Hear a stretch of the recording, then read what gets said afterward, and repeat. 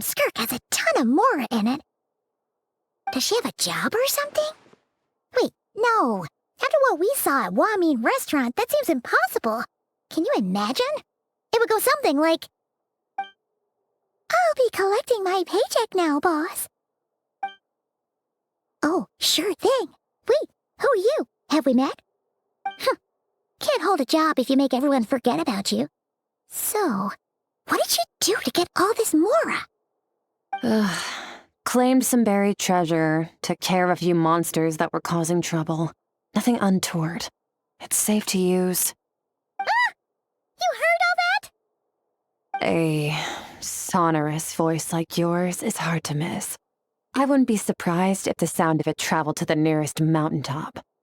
Then, did you by chance happen to hear Paimon's little, joke earlier?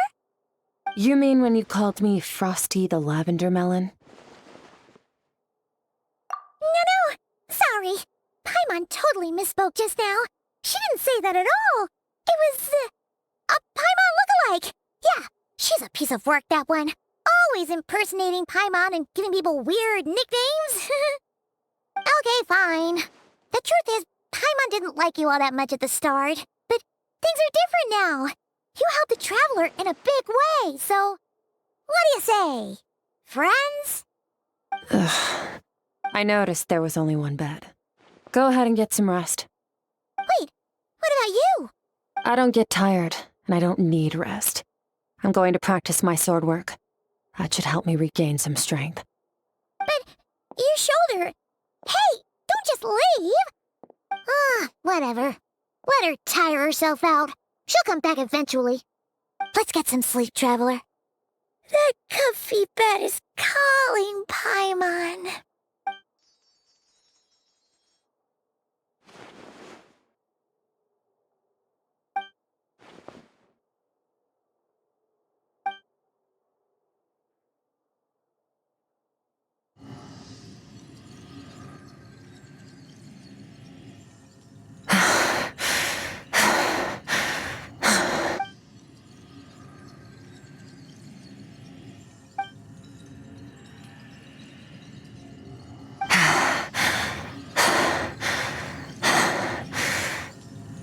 Quiet.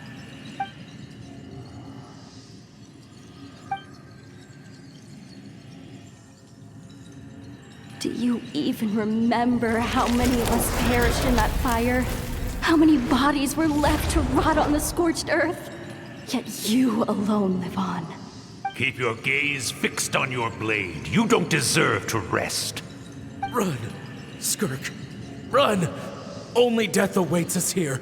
Keep running, and don't ever look back.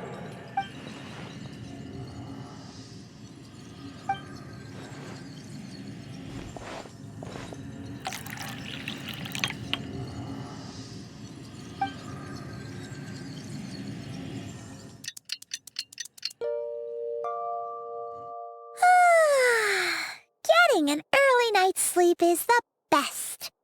That bed was so comfy.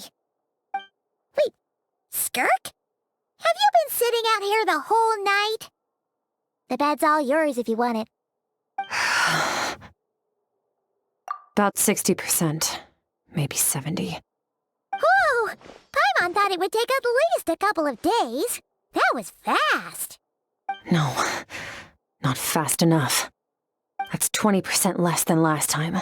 Same training regimen, same intensity. Nothing felt different, but somehow the outcome fell short. No, I think the problem's with me. I need to meditate for the next 2 days. Deep introspection should help me find the issue. Ooh, sounds intense. We'll watch over you in the meantime, then. Thanks. See you in 2 days.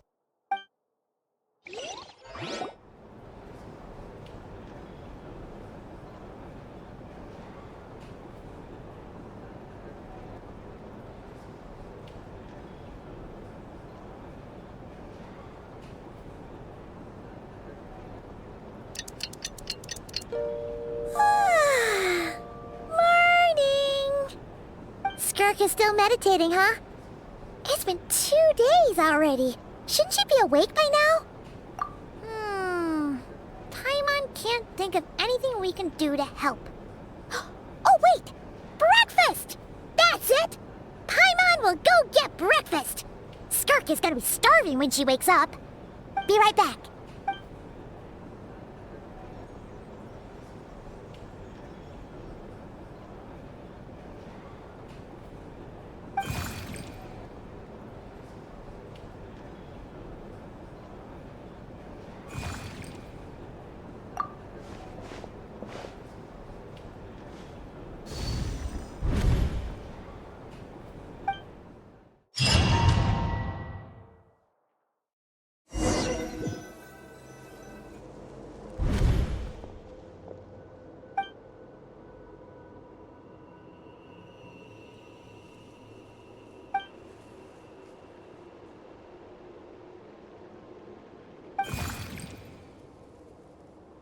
That's right.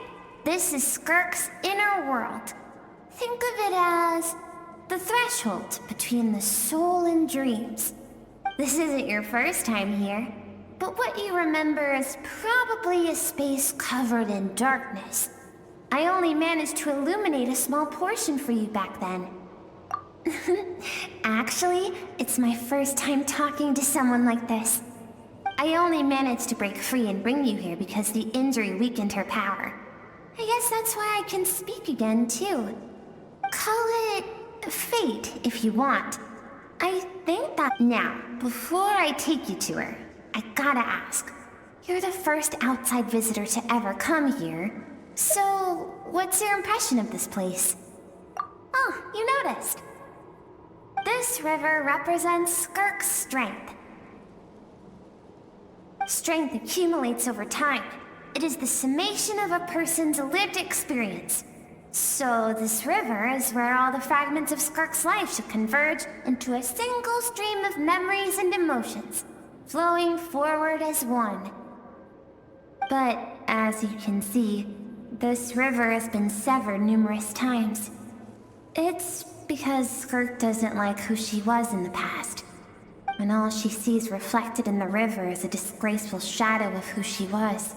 She cuts through water and rock with the sword of reason, severs her connection with the past, and begins anew. You must learn to shut out all the— This isn't my first taste of...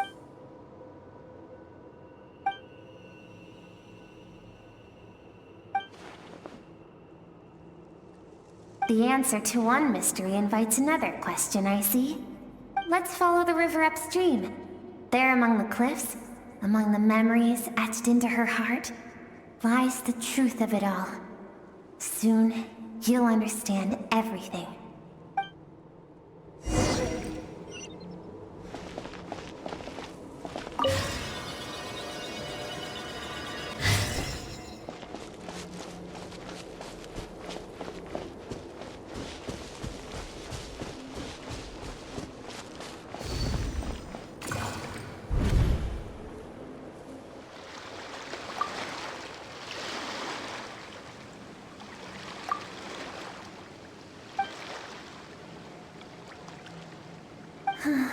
I've always thought that, even when falling leaves don't come from the same tree, they can still form bonds of kinship when they meet.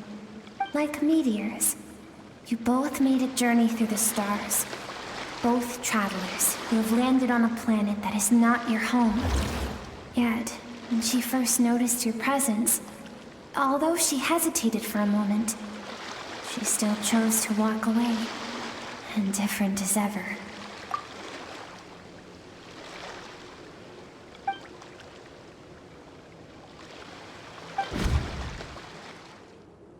Seems like you've answered your own question. Skirk sees herself as a trespasser in this world. She's made a conscious choice to avoid altering its path. But the reason for that decision stems from events much earlier on in her life. Let's keep going. It's still a long way to the source of the river.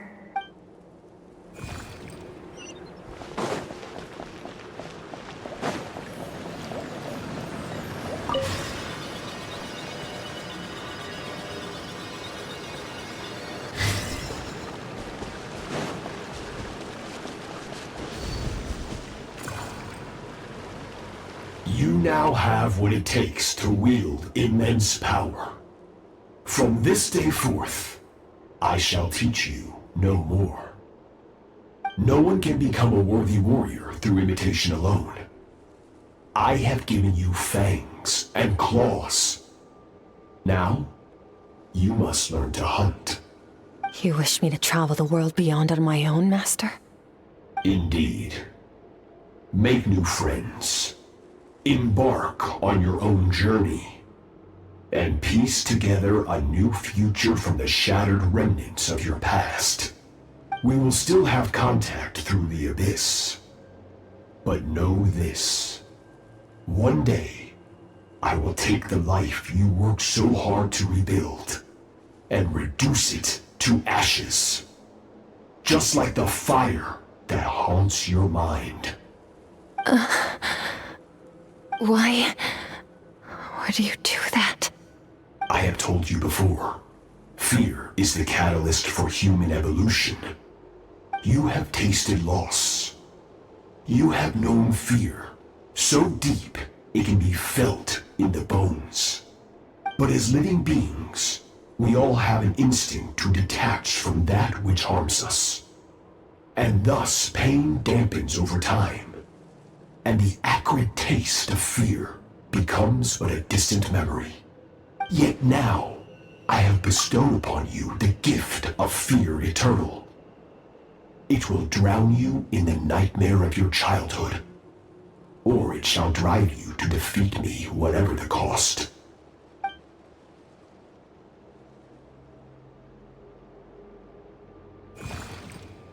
That is what Skirk's master, the foul Surtalogi, looked like at one point in time.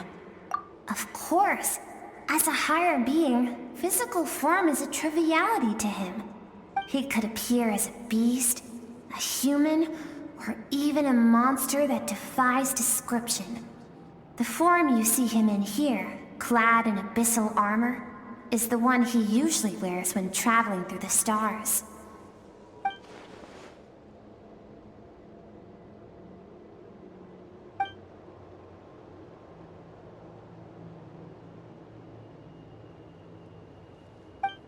For certain reasons, I need to bridge the power gap between me and my master. As quick to do that, I need to follow.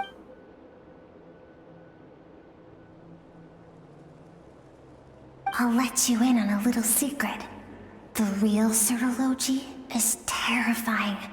The scope of his power is impossible to understand until you experience it firsthand. It is absolute, the power to crush all things. Shall we keep going? Let's see. We're about halfway there.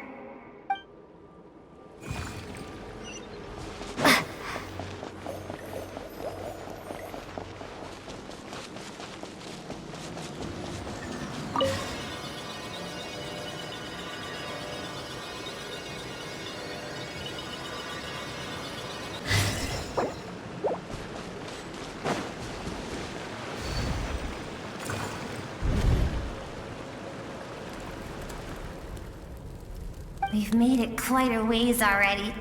This is Skirk, when she first began training under Surtalogi. I have set your broken wrist. Tomorrow, you're to train twice as hard. No tears this time. Good. Attempting to garner sympathy through tears is a habit of the weak. A pitiful, useless ploy. Can I ask a question, Master? Why did you save me? I keep thinking, maybe it would be better if I had died. I wouldn't be haunted by that fire all the time. I wouldn't have to go on like this. I saved you because I have a plan for you. It has been too long since I fought a battle that demanded my full strength, and I hunger for it. Every so-called genius and prodigy I have faced has crumbled like sand underfoot. Before me, even fate bends the knee. So, I will teach you everything I know. Train you by whatever means necessary. in the hope that one day you might surprise me. But I don't want to draw my sword against you, Master. What you want matters little. Among the boundless sea of stars, the cries of the weak are but faint murmurs that disappear into the void. You of all people know that well. Yes, Master. From that day forward, all she knew was grueling training, emptiness, and fatigue. After some time, her talent bloomed, and she gained control over her emotions, like her master. How should I put it? It was not that human emotion disappeared from her heart, but that reason came to dictate all she was allowed to feel. I suppose it was at this point that she became the Skirk you know today.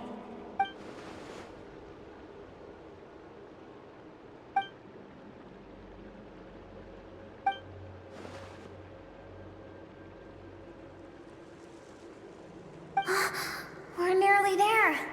I almost don't want to reach the end. Well, shall we? This is the final stretch.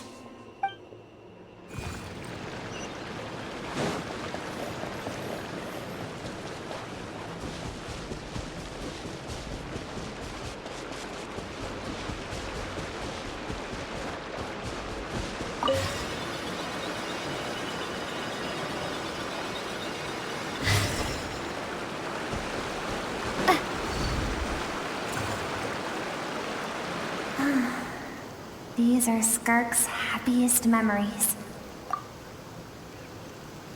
What a simple and carefree time it was. Wisps of clouds dotted the sky. The sun bathed everything in golden light. And when song filled the air, not even the shyest of flowers could resist swaying along. This is Skirk's homeland. She was so curious about everything as a child, always skipping school to go exploring instead. There was so much to discover. The treasures at the bottom of the sea, the secrets beyond the stars, and that merchant ship packed with adults wearing those strange clothes. Yes, the ship. That was the beginning of the end. It was a spaceship. When it arrived, the people that disembarked wore smiles on their faces and spoke of friendship. They claimed to be merchants from a neighboring planet, looking to establish trade. Skirk's parents, her relatives, her neighbors, everyone welcomed the newcomers with open arms and allowed them to explore the planet. To them, the visitors were guests and should be treated with hospitality. No one had any idea of what was to come. Several months later, an army of unknown origin arrived without warning and carried out a ruthless campaign to destroy everything and everyone on the planet. Skirk had skipped school that day, like so many times before, so she was not caught in the immediate wave of destruction. But when she came home that day, only fire and ruin awaited her. Countless people cried out to her for help. People she knew and loved. Friends and relatives. The little girl who lived next door. The shop owner with the bad leg. The bad-tempered teacher she had made fun of just that morning. Their lives were discarded like worthless trash as the fire consumed one life after another. Skirk was helpless. All she could do was run. And so she did. She kept running until an unexpected figure crossed her path. If Surtalogi hadn't been there in that moment, the fire would have claimed her life too. And there she would have remained, left to rot in the scorched earth, with no answer as to why any of this was happening. Because she and her people were seen as a threat. As the initial merchant ship explored the planet, they discovered that it hadn't always had the condition to support life. Yet there was evidence of human activity, even during the periods of extreme heat or cold in the past. Further research revealed that, over time, the people of this planet had evolved the ability to adapt to any type of environment or energy source. For that reason, the outsiders viewed them as a potential threat, and decided to eliminate them before the threat could rear its head. And so, the army was called, and the so-called danger was wiped from the face of the planet. Senseless, isn't it? Deemed a threat because of a gift they didn't even know they had. Perhaps it was their own innocence and kindness that doomed them. But in the end, that was lost to the blaze as well. If those with power get to decide good and evil, then all you can trust in is the sword in your hand. And so, before death could claim her, she ran. She ran and never stopped. No one wants to relive their most painful moments. Well, that brings us to the end of the story. This is as far as we can go. Skirk is waiting over there. For both of us. Let's go to her. It's time to fulfill my purpose. And my greatest wish over all these years.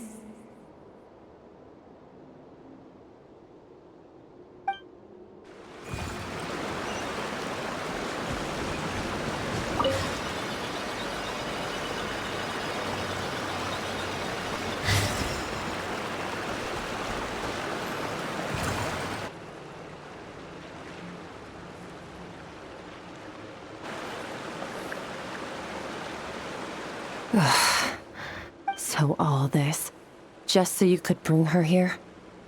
I have things to say to you. Well, to me. I want someone to witness our reconciliation, even if it takes an argument to get there. And she is the best choice in this moment. Her suppressed emotional self. The version of herself she keeps locked in the recesses of her mind, stifled by reason. All those rejected impulses, those discarded aspects of your past selves, they are a part of me now. I am who you used to be. Someone you have refused to face for too long. So, I came to face you instead. You're wrong. I've faced you all along. And that's exactly why I keep you locked here. Your existence makes me weak. Moments of joy and longing are when we are most vulnerable. Don't forget, it was a penchant for goodness over reason that doomed our homeland in the first place. The vastness of the universe renders everything insignificant. Our feelings most of all. Even so, learning from the mistakes of the past doesn't have to mean erasing everything. Strip yourself of your so-called weaknesses, emotions like kindness and empathy, and what makes you any different from the ruthless soldiers who slaughtered our people? The difference is that I'm doing what is right, what is necessary. I allow you to exist, but with limited freedom. That is the greatest kindness I can offer. I've shouldered everything you couldn't carry. I rose above the numbness and emptiness, and it was cold, unfeeling reason that brought me this far. It made me who I am. It made me strong. That is the problem. I want to shoulder those things together. On the grand scale of the entire universe, maybe our feelings are vanishingly small, but why should that mean they don't matter?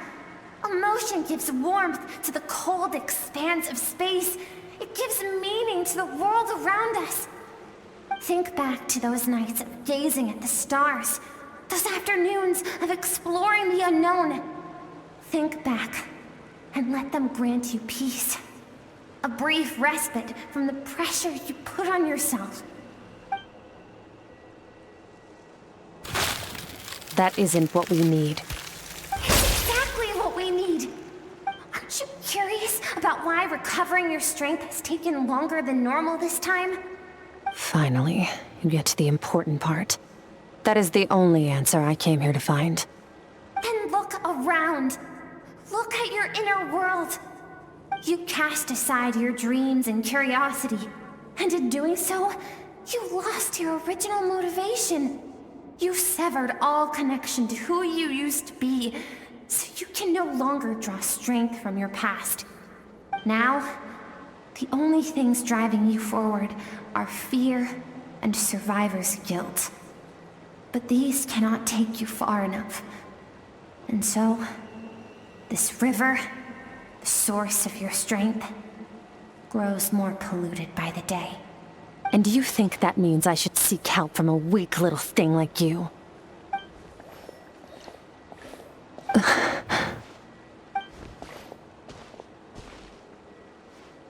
Thank you for saying that. I knew bringing you here would be the right choice. To be honest, I'm not here to argue with you. This isn't about who's right or wrong. And in fact, I agree that in order to make it through the wake of that tragedy, we had to distance ourselves from the pain through reason over emotion.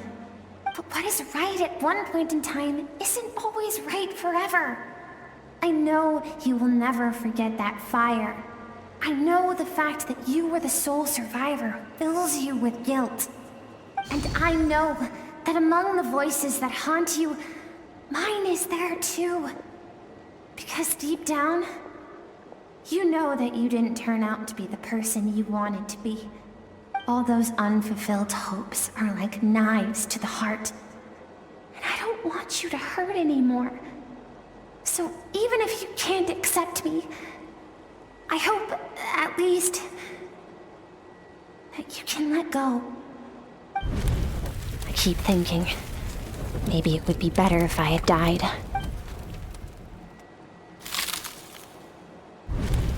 Your dad and I, we're not afraid to stare death in the face, but we need you to survive.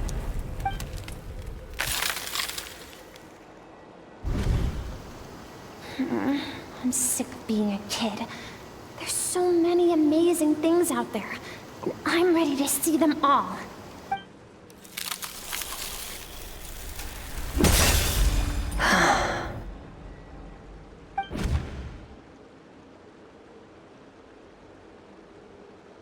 I remember. There was a song Mom and Dad always sang when we went out to fetch water. Dancing water. The sand along your path is begging for your song and movement. Will you carry this burden with you on your journey? I am not the dancing water, and you are not the burdensome sand. But if this is your wish, then I will carry you with me until the end. Thank you. I should be thanking you.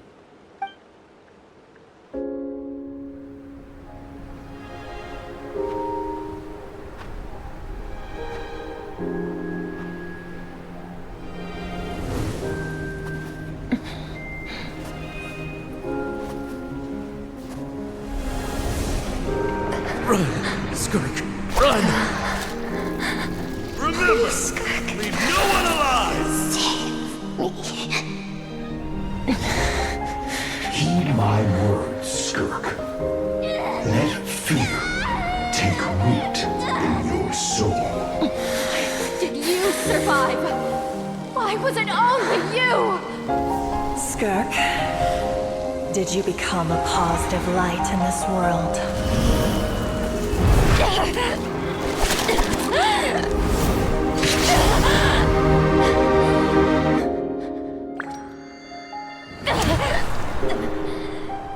Hey, this doesn't have to be the end.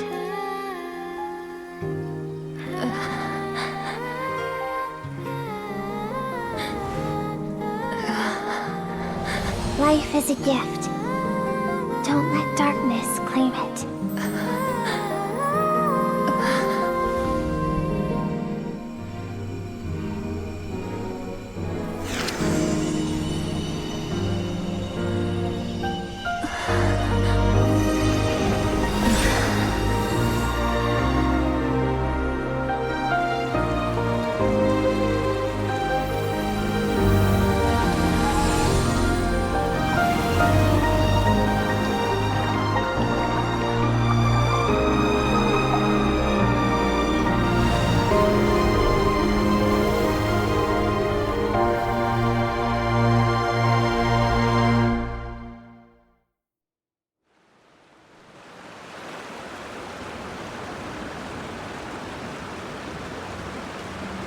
So, you saw my memories then.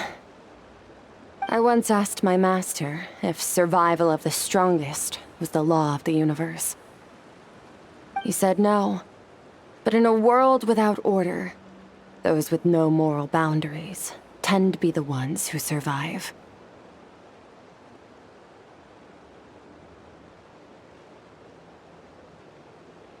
That's why, after hearing his answer, an idea came to mind.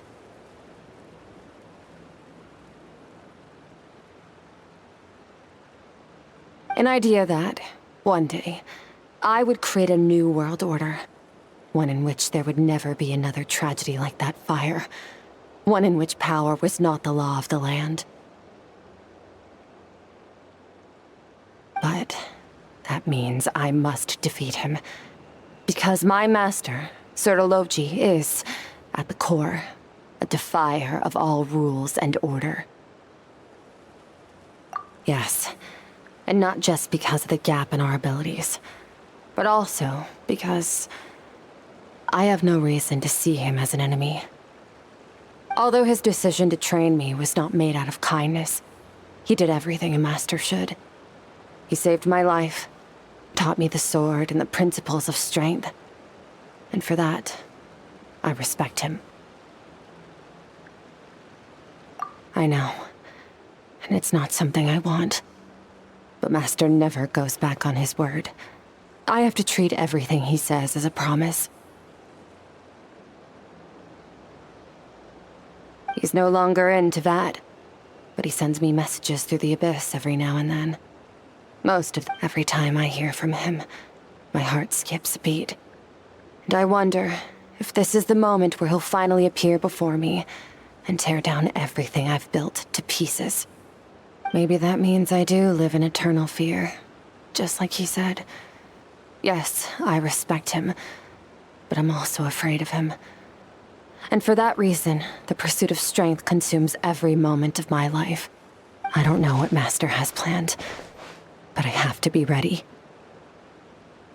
Help me? Why? This isn't your fight.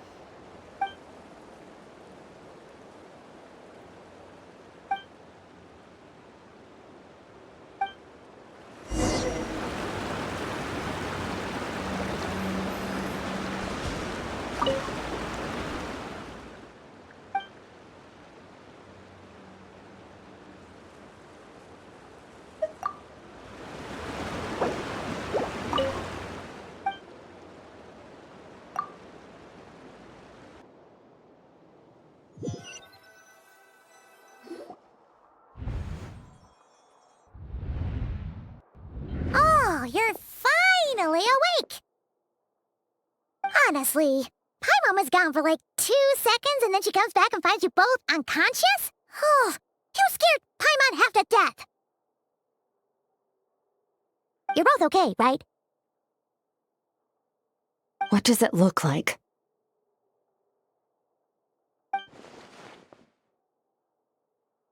Only water from the source can cleanse the rot and filth that flows from the past into the future. I taught you to incorporate the experiences from your journey into how you fight. I suppose what happened today will become an inseparable part of who I am. Okay, so Paimon feels like she's missing some important context. But whatever. Paimon brought back tons of delicious snacks! Let's dig in! All right, it's about time we finished what we started. We're gonna deal with this thief for good, right? This time, I'm not going to tell you to hold back. But having digested even more power in the meantime, he's going to be tougher than before. The good news is, we have no reason to pull our punches this time. So, let's go. Same place as last time.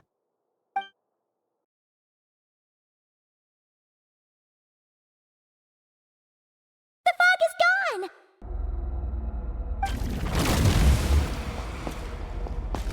Wait, isn't that the form the All Devouring Narwhal changed into?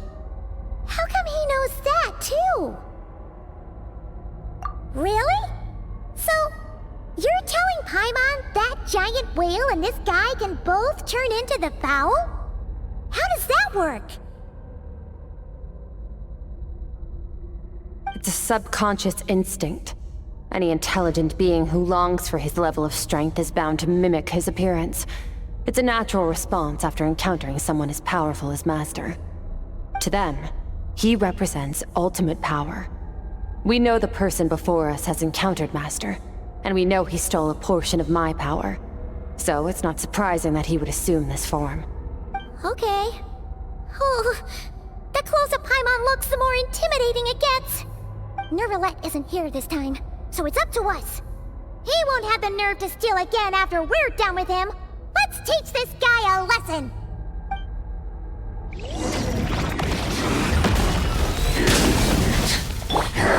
Water jet! Bombs away! Paradigm shift!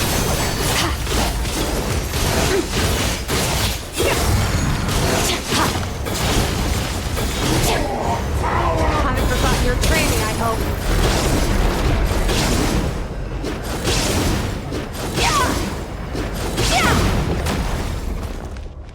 Fearless! Another star goes out!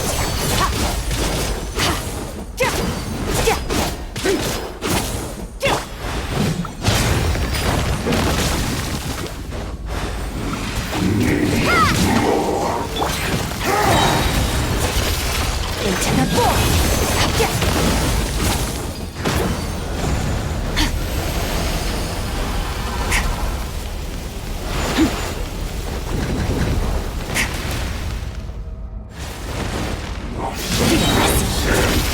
Paradigm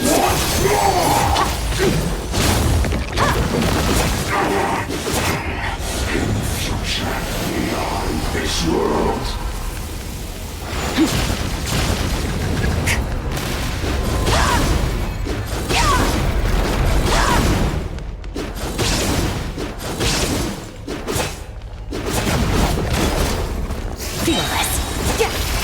Into the void!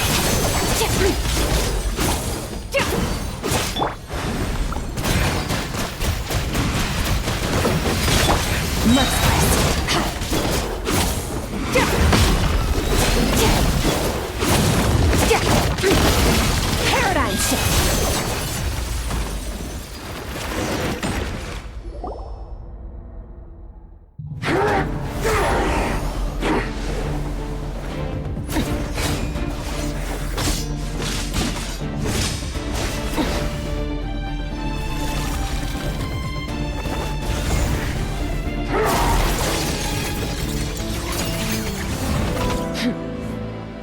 Haven't had enough of my power.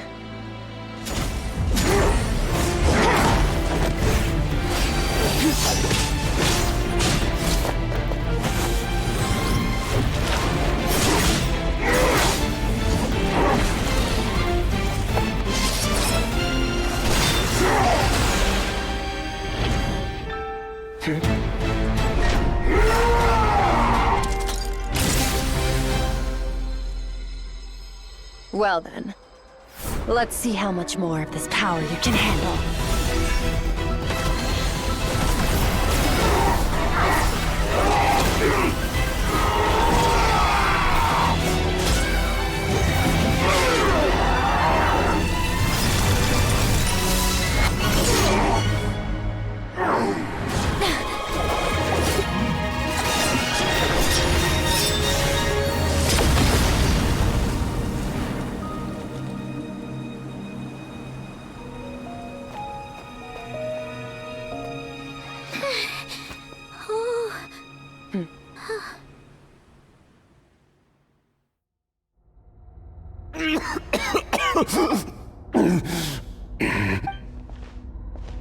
Well, have you come to your senses?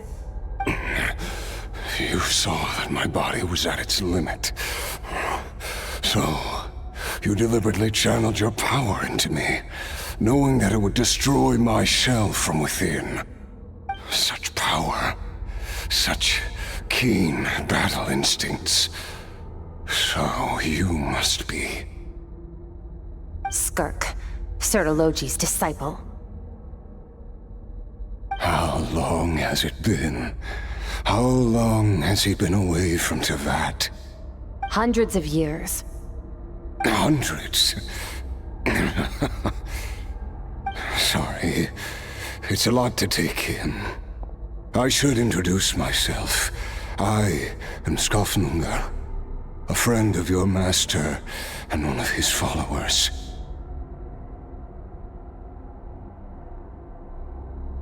This is the first time I've heard your name, Skirk. But hundreds of years ago, I knew you existed. And I knew you would come here. Hundreds of years ago? Sounds like you and Master have quite the history. Care to tell us about it? Of course. Might as well take advantage of a clear head while I can. The story starts a long, long time ago. I was born into a noble family in Khaenri'ah. As the eldest son, I was set to inherit our title. But I contracted an incurable illness as a child, and everyone gave up on me. I trained the sword harder than anyone else, defeated all of my peers. But it was all in vain. When other people looked at me, all I saw in their eyes was pity or strange. Over time, my heart hardened, and I became aimless. That was the point where I met your master, Surtalogi. We were similar in age, but different in background. He was born in prison, the son of criminals who had been sentenced to death. He spent his childhood wandering the streets, facing more criticism than the literary works in the Universitas Magistrorum. Yet, he always wore a smile on his face, as if kindness and malice were one and the same, and he could not see the difference. I still remember what he said to me when we first met. You need to fight to survive. Even if it's a losing battle, it should light a fire under you. How can you sit back like this and go down without a fight? That does sound like something he would say. He was the first to acknowledge that I was worth something, and he inspired me to keep going. When we sparred together, it was the first time I'd actually felt the thrill of combat. When I was 10, he stole forbidden research materials and managed to cure my illness. It was like there was nothing in this world he couldn't accomplish. When it came to the human form, he was always intent on pushing the boundaries of possibility. But somewhere along the way, I fell behind. My talents were nothing compared to his, and at some point, I realized he had pulled so far ahead, I was too embarrassed to even ask him to spar. After his grand endeavor was successful, he sought me out and said to me, This planet no longer holds anything of interest to me, so I'm leaving. But first, I have an offer. I can use a power I have just refined to break the curse of immortality for you. Your death was once what we worked so hard to prevent. But the immortality you now face is a different kind of pain altogether. I'll pass.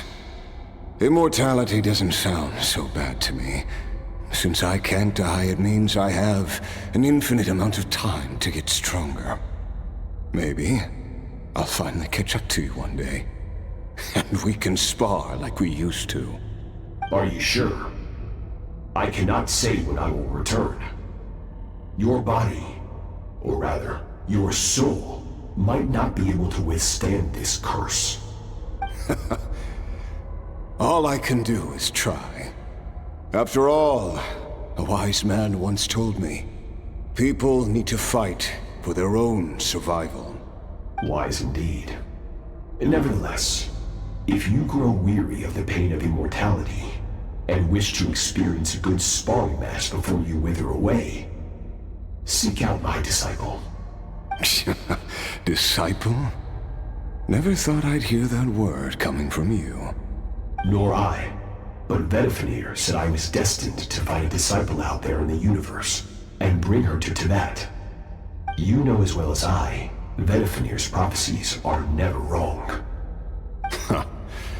Well, now I'm curious about who this disciple of yours will be. All Vedifenir said was that one day, the stars shall bow in her honor. Sounds pretty impressive. Of course. Only the most outstanding people would have the right to become my disciple. Still self-assured as ever, I see. But you're not wrong. I'll be leading them. Oh, and if you are serious about getting stronger, I left you a little gift in the primordial sea. As I've said before, walk whatever path you want. Freedom means even the wicked get to make their own choices. Waiting for me in the primordial sea was the All Devouring Narwhal, already beaten into submission by Surtalogi. In its weakened state, I was able to cut off part of its flesh and sew it into my own heart. Your heart? That sounds like torture! How did you even survive that? Because, of course, I bear the curse of immortality. So, you used the curse to turn yourself into a vessel for power. Even with that whale's ability, devouring power like that is not something the human body can withstand. With your body and soul constantly at the breaking point, it was the curse of immortality that sustained you. But that is not the path to strength. You have to pour your heart into it, work for it, dream of it. Instead, you stole something that didn't belong to you, and it backfired. You're right. I should have known better, but I had already pushed myself to my limits, and he was still miles ahead of me. So I had to take a leap of faith. I miss your master. I miss the days when we were all together, troublemakers without a home. I don't regret the choice I made. But if you'll allow it, I do want to apologize. To both of you. After the beating we just gave you, I think we can call it even. You're an interesting one as well. Surtalogi's disciple. That's a lot to live up to. It can't have been an easy experience. I know what he's like. He rules with an iron fist, using despair and fear to force you to catch up to him, all the while standing ever out of reach. We're like mountain climbers in the dark, never knowing how much higher we have to climb, or when we will see the sun again. True. But I made up my mind long ago. No matter how dark it gets, I will not give in to despair. I will overcome it. Besides, after hearing your story, I suspect what Master really wants is not a battle that demands his full strength, but rather a defeat without regrets. Oh? Since you're his friend, you must have some things in common. The first time we came here, when you stabbed me through the fog and stole my power, I felt no emotion coming from that spike. But when you had to devote all your strength fighting me just now, I could feel joy and passion emanating from your blade. It was the joy of a researcher discovering the truth of the world, the joy of an artist uncovering a temple of wonders. Interesting. I'm certain I didn't express those emotions outright. Yet you were able to read them from my blade, like a glimpse into my inner world. You're right. That battle brought me an unbridled sense of joy, and my defeat brings me no regret whatsoever. Exactly. I think Master also craves a battle like that. One where his opponent forces him to use all his strength, unlock the extent of his potential, and transcend his own limits. A battle to end all battles. After which, all can come to an end, including, perhaps, his life. For that very reason, good and evil are meaningless to him. He has one purpose, one goal: to complete himself. It's one of the secrets to his strength.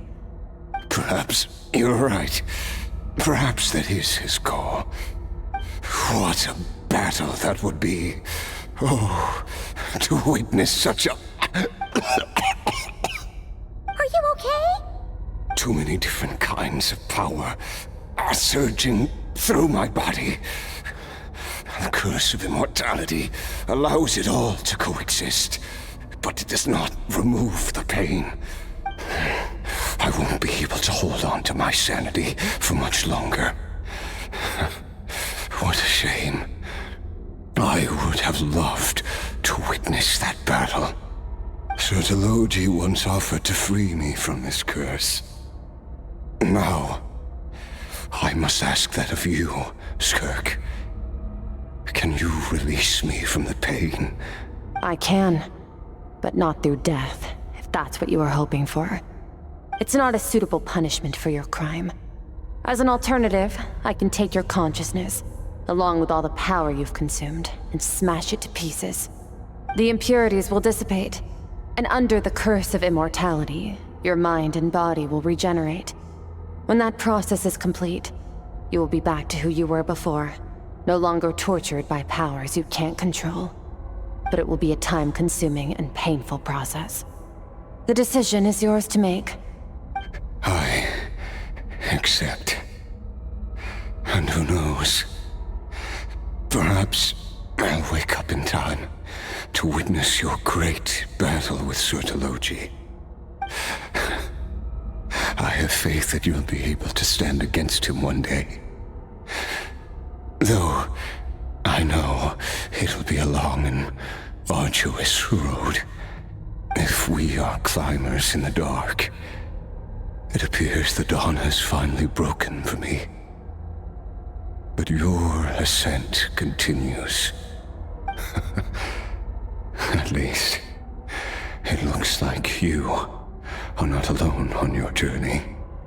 I will reach the top of this mountain, no matter what it takes. And you, Skofnungr, will be my witness at the end of all things. It's finally over. Let's get out of here. Huh! At least we don't have to make a mad dash for the exit like last time.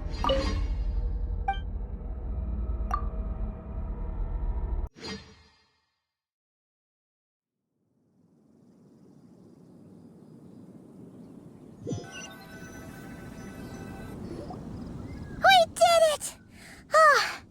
It's only been a few days, but it feels like forever. Once again, we've proved there's nothing we can't overcome. We're just that awesome. Wow, you sound even more confident than usual. Guess you really have become stronger. Today sure went by fast. It's night already. Oh wait, that reminds Paimon. The stars you mentioned, the ones that died out, are they back now? Yes. The power Skofnungr stole has been returned. So, the stars have regained their light. Great! Huh, it's crazy that you even noticed their light was gone. There are so many stars in the sky. If a few disappeared, Paimon definitely wouldn't be able to tell.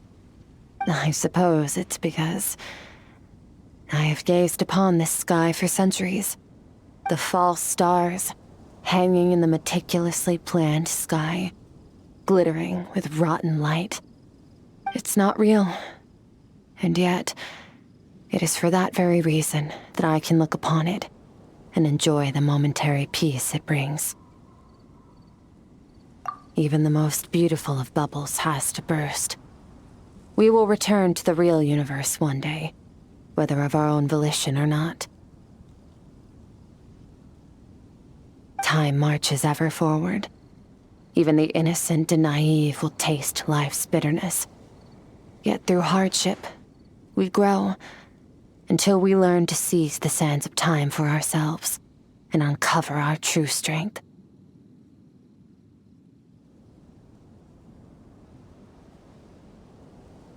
Though we gaze upon a false sky, its vastness and majesty is palpable.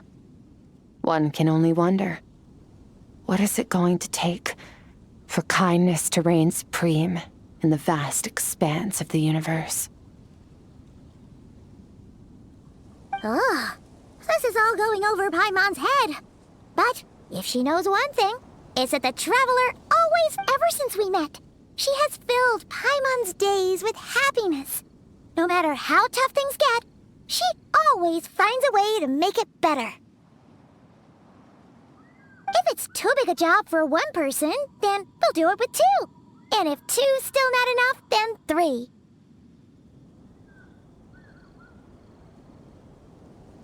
We've met so many amazing friends and accomplished so many amazing things. As long as we don't give up, we can make any wish come true. I suppose when it comes to you, anything is possible. Well, I should be going. Now that my power is no longer isolated from my emotions, I need more practice to get used to it. I suppose fate will decide. Maybe we'll bump into each other on the street. Or maybe we'll reunite on a different planet entirely. Regardless, reunions and partings are but passing moments. More than anything, I hope that at the end of this journey, wherever it takes us, we stand in a world reborn. One without war, pain, or forced partings. One where new life can bloom, even where there was once nothing but scorched earth. For this, we must all work to become stronger. If that's what you want to call me, I won't object. Goodbye. Bye!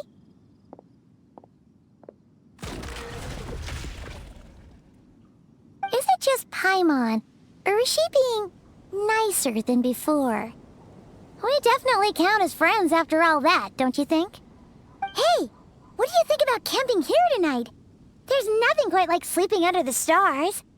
Come tomorrow, we can continue our journey. Oh, and since Paimon treated you to that super nice meal at Wanmin Restaurant, it's about time you returned the favor.